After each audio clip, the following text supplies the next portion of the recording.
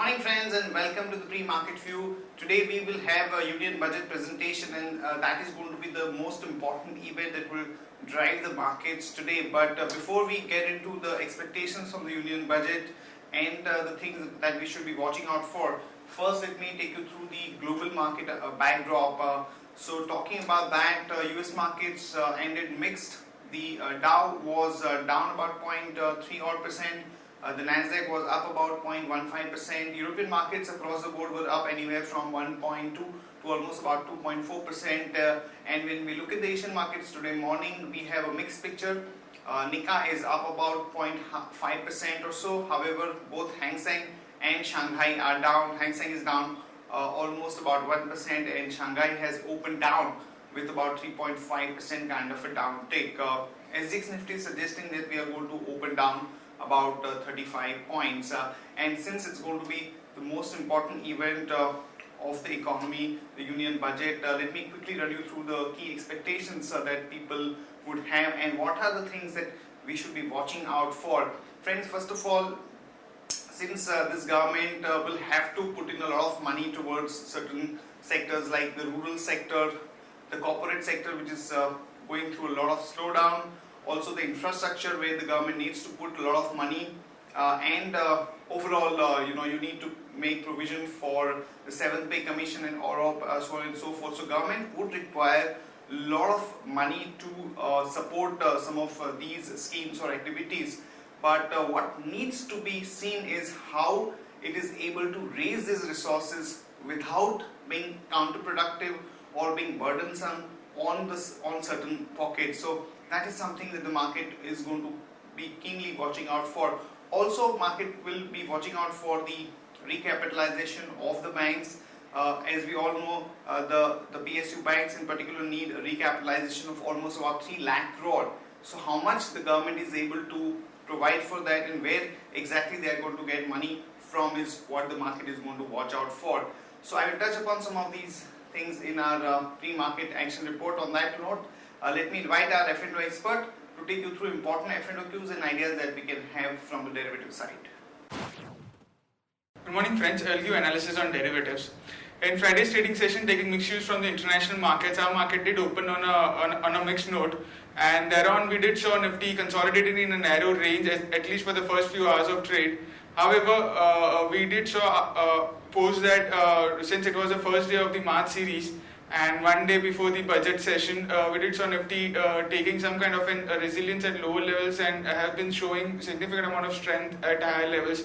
A short covering was seen in majority of the large cap counters, due to which we have seen Nifty closing with a gain of around 1% at 7055.15. And the open interest from 3.5% was added in open interest ahead of the main event, that is the budget, which is lined up today. And hence we did show some kind of a long addition in Friday's trading session of around 6.5 lakh contracts was added in open interest. Cost of carry, however, dipped a bit from 4.5% to 4%. It was a very minor shed in the cost of carry, that is Nifty premium is currently anywhere around 25 odd points compared to 33 odd points in the start of the series. While the put call ratio have also increased a bit in line with we have been heading towards the major event. It's but obvious put call ratio would be on the lower side, since we do have a lot of speculations in the market and most of the speculations is on the lower side. So we do see a good amount of call writing and simultaneously put buying taking place, due to which a put call ratio decreases, and it decreased in the Friday's trade by 1 basis point from 0.83 to 0.82 odd levels. While the volatility index it was down by 4 odd percentage from 22.75 to 21.87 odd levels. On the options activity, majority of the call and put both sides have seen a good amount of addition in open interest. Mainly 7,200 to 7,400 call option have seen addition anywhere around 18 to 33 odd percentage. While input option also right from 7,000 to 6,000, 6,900 and 6,500 strike price, which did show a good amount of addition in open interest in Friday's trade of around 14 to 43 odd percentage respectively. So all in all, today is the budget session, so we might see a lot of volatility in the market. Our main focus would be on the 7,000 put option, since it's in highest in terms of open interest with around 49 like 50 odd lakh shares in it, which is quite huge. So that would be our main focus in today's trading session. We might see an unwinding in it. The only thing that the dominance in the put option of 7,000 put option should not go, as it should continue to be the highest in terms of open interest, and there is a high probability that in next few trading session market could rebound if in case we do see some kind of in selling pressure and Nifty closes way below 7,000 odd level. So our main focus would be on the activity in 7,000 strike price, and then which could act as a good support for our market in the next few trading session. There are no securities in band period for today's trade. On FIS terms and index futures, they were net biased by 734 odd crores. Ahead of the event, FIF have bought index futures, which was quite interesting. Index options, they were net biased by 312 odd crores. Stock futures net biased by 668 odd crores. FI have been quite positive in stock futures in the last few trading sessions, and now they have been net long in the stock futures. Stock options, they were net biased by around 11 odd crores only. On the market level, our 5 days VWAP stands at 7085 with a lower range at 7000, which is our highest put base, and higher range at 7085. If in case in today's trading session market is able to hold on for 7080, 7090 odd levels, then more short covering can be expected in today's trading session. So our VWAP of 7085, 7090 would be quite crucial to watch out for. If in case market sustains above this level, then watch out for short covering in today's trading session. SGX Nifty is trading lower. It's down by 32 odd points, in line with negative views from the international markets, especially Chinese markets, which are down by around 2 to 3 odd percentage currently.